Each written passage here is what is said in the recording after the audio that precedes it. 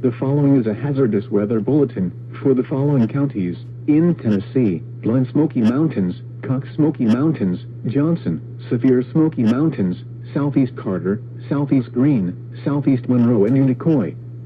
Wind advisory in effect from midnight tonight to 4 p.m. Tuesday. What?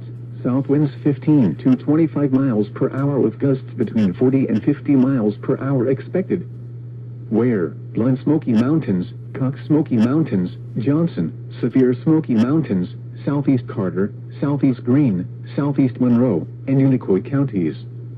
When? From midnight tonight to 4 p.m. Tuesday.